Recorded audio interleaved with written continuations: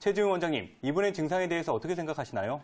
예, 비염의 악화 인자나 원인이 되는 것들이 많은데요. 지금 시청자분 같은 경우에는 찬바람 맞거나 소나기가 떨어지거나 기온이 떨어지거나 몸이 차지면 비염이 심해진다고 또 얘기를 하시고 또 내가 음식을 먹을 때도 콧물이 왈칵 쏟아진다 이렇게 얘기를 하세요. 이게 일반적인 알러지성 비염, 만성 비염에서 나타나는 증상 중에 하나고 또 이제 음식 먹을 때는 미각성 비염이라 그래서 양방에서 이렇게 분류를 하거든요.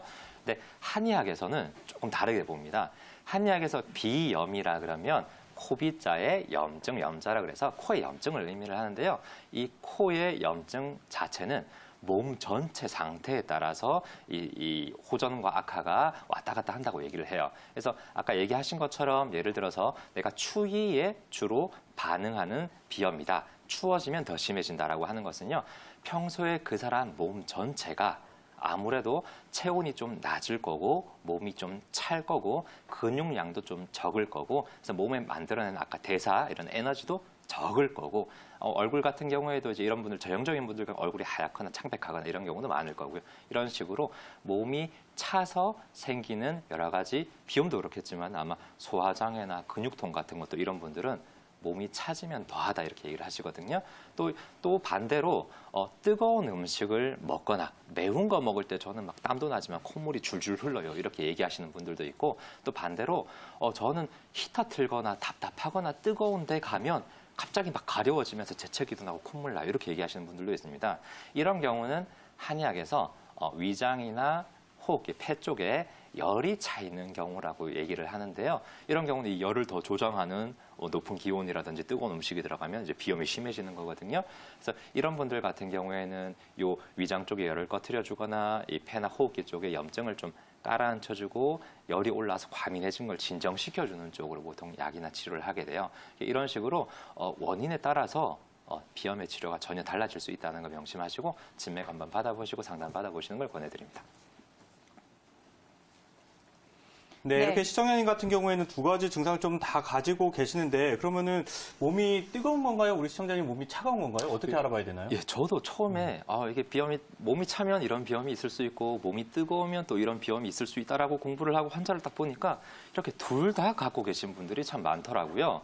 이런 경우가 뭘까 이제 많이 고민을 하고 공부를 하고 직접 보게 되니까 이런 분들은 대개는 가슴이나 얼굴 쪽으로는 열이 몰려 있고 이 몰려있는 열이 바깥으로 순환이 안 돼서 피부 바깥쪽이나 손발 쪽은 아주 찬, 그러니까 바깥쪽이나 아래쪽은 차고 위쪽은 열이 몰려있는 상열하한이라고 합니다. 이런 증상이 있으신 분들이 많은데요. 아까 아나운서님이 여쭤보신 것처럼 이런 분들은 몸을 따뜻하게 해줘야 돼요? 아니면 차갑게 해줘야 돼요? 라고 물어보시는 분들이 있는데 이런 경우는 따뜻하게 하면 속에 열이 더 올라오고 또 그렇다고 열을 꺼트리기 위해서 차갑게 해주면 더 차지기 때문에 그런 쪽의 치료를 하는 것이 아니고요.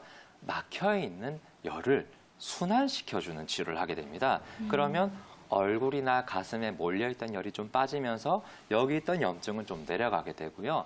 반대로 손이나 발 쪽에 차갑던 손과 발은 열기가 전달이 되니까 따뜻해지기 시작하거든요. 이런 식으로 스트레스나 이런 여러 가지 막혀있는 병들로 인해서 순환이 안 될 때 순환을 잘 시켜주는 치료 그리고 운동도 굉장히 도움이 됩니다. 이런 경우는 운동을 통해서 혈액순환 장애를 좀 치료를 해주면 열은 내려가고 손발은 따뜻해지고 이렇게 치료가 잘 될 수 있다는 거 명심해 주시기 바랍니다.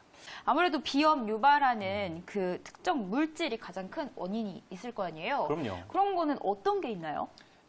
일반적으로 이제 알러지 물질, 특히 내가 어떤 알러지 물질에 반응을 하는지는 병원 가셔서 알러지 검사를 해보면 어떤 물질에 반응하는지가 나오거든요. 근데 거의 검사지를 받아서 오시는 분들 보면 진먼지, 진드기 빠지시는 분들 거의 없고요. 꽃가루 없는 분들 거의 없고요. 그 외에는 이제 특정 음식들은 좀 체질 따라 다를 수 있고 또 여러 가지 동물 털이라든지 뭐 곤충 부스러기나 이런 것들도 차이가 있을 수 있는데요. 또 특이한 것 중에 하나는 스트레스에 반응하는 분들이 있습니다. 예를 들어서 스트레스를 팍 받고 왔다 그러면 주변 환경이나 내가 뭐 특별히 노출된 게 없는데도 비염이 확 심해진다든지 알러지 증상이 확 악화된다든지 그런 분들도 있고요. 그다음에 양약 중에서는 이제 해열 진통제나 소염 진통제 계열, 제일 유명한 게 아스피린이라든지 그 외 여러 가지 진통제 계열에서 좀 알러지 반응이 좀 잦은 것으로 보고가 되고 있습니다. 또 이 밖에 생활 습관은 어떻게 관리를 하고 도움되는 식품들은 어떤 것들이 있을까요? 예, 그 비염에 좋은 식품이라고 하면 우리가 제일 유명한 게 유근피라는 게 있습니다. 코풀이라는 별명을 갖고 있을 정도로 코 질환에 일단 많이 쓴다고 알려져 있는 뭐 약재기도 하고 식품이기도 한데요. 유근피가 모든 비염 환자분들한테 다 잘 듣는 건 아니고요. 이게 시청자분이 아까도 여쭤보셔서 제가 말씀드리는 건데 유근피가 잘 드는 비염이 따로 있습니다. 어떤 비염이냐면 아까 앞에서 얘기 드린 것처럼 알러지 비염이 오래되게 되면 뭐 항히스타민제, 콧물을 말리는 약을 오래 쓰거나 아니면 콧물을 이렇게 쏟아내는 게 오래되다 보면 코의 점막이 건조해지기 시작합니다. 이런 경우에는요, 초기의 알러지 비염하고 조금 다르게 콧물의 양이 아주 물처럼 아주 많은 건 아닌데 오히려 말라 들어가면서 코가 건조하고 과민해지고 이런 경과를 보이게 되고요. 이 과민해진 코에 뭔가 자극이 딱 들어갈 때만 콧물이 왕창 쏟아지고 재채기가 나다가 또 그게 끝나면 코가 바짝 말라 들어간다고 얘기합니다. 유분피는요, 잘라내보면 즙이 콧물처럼 끈적끈적한 즙이 나옵니다. 그래서 한의학에서는 이런 유분피의 끈적끈적한 즙이 코의 점막을 코팅을 해주고 이 건조함을 완화시켜준다라고 설명을 하기 때문에 일반적인 콧물이 많은 알러지성 비염보다는 이런 비염이 아주 오래되셔가지고 코가 말라 들어간 분들, 건조성 비염, 만성 비염이 있는 분들한테 유분피가 아주 잘 듣는다고 말씀드릴 수 있겠습니다. 최준 원장님, 많은 분들이 이 호흡기 질환 때문에 고생들 많이 하시는데요. 평상시에 생활습관 관리 어떻게 하면 좋을까요?